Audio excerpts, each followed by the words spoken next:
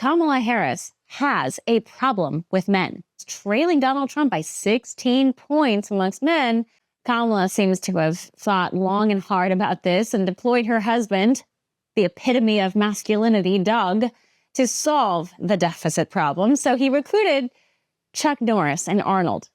Just kidding.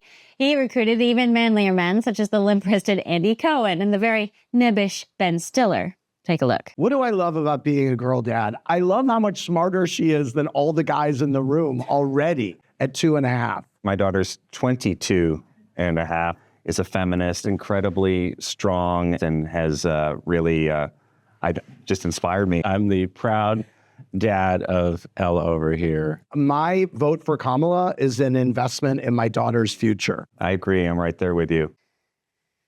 Well, there you have it. These three so-called men alongside Doug's daughter, who seems to be presenting as a man herself, is the message they think is going to resonate. Will it pay off in a few weeks? Joining us now is Gerard Michaels, host of Gerard versus Evil. Welcome to the program.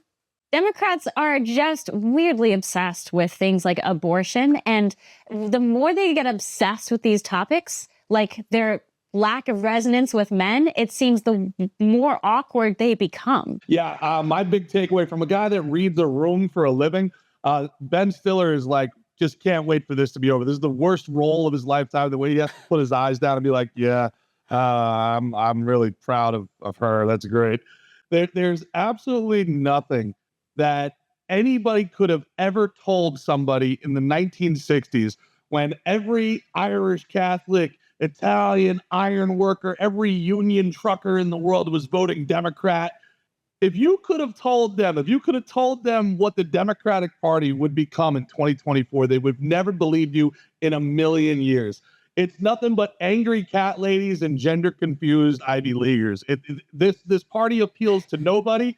Their entire platform is join us and you'll never have personal accountability. That's it. That's their whole platform. And shockingly enough, America, the land that was built on people putting their own futures in their own hands, isn't resonating with this message.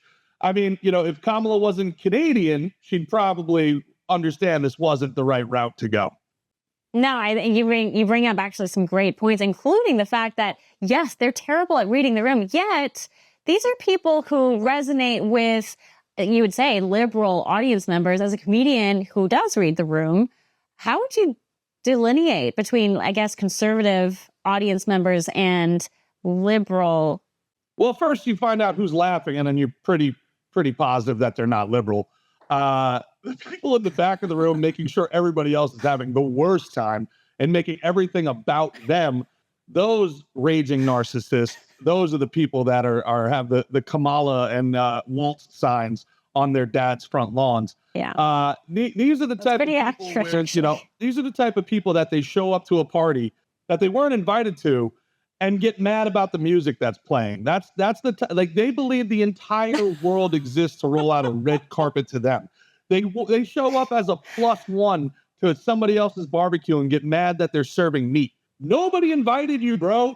Go home. And I'll tell you what, they better be careful, because there's entire voting demographics that have been traditionally left, let's say, out of convenience to them, that don't want to be a part of this.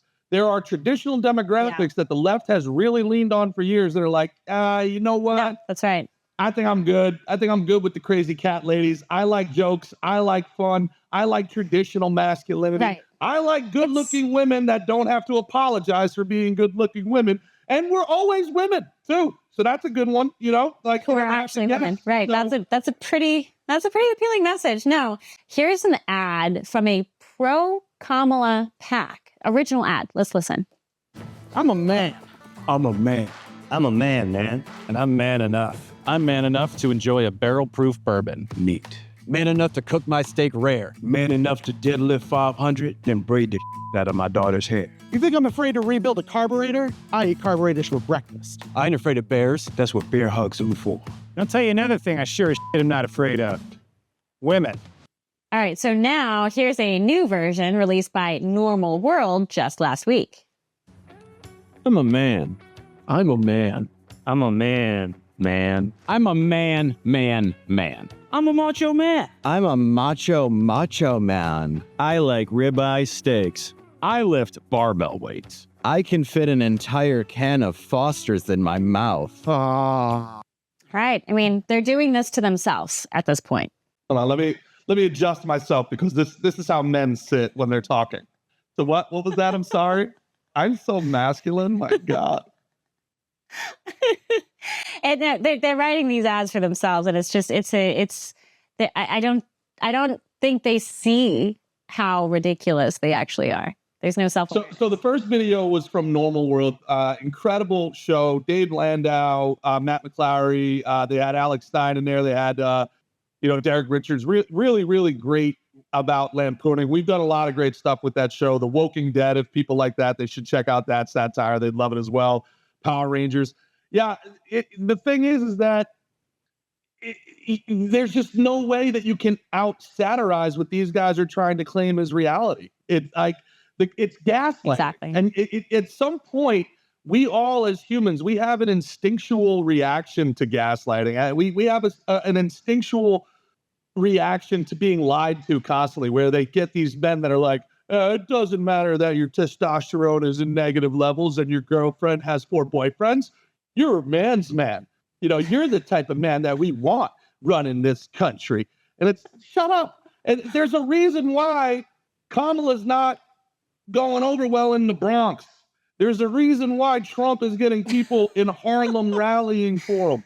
There's a reason why these traditional voting blocks, unions, and the union leaders have to come out and with a noose around their neck go, oh no, we're still voting for Kamala, while the union guys I hang out with are like, no, I'm not going to vote for Kamala until I'm dead, like everybody else votes for Democrats once they die. Gerard Michaels, great to have your takes on this. Thank you so much. We'll talk to you soon.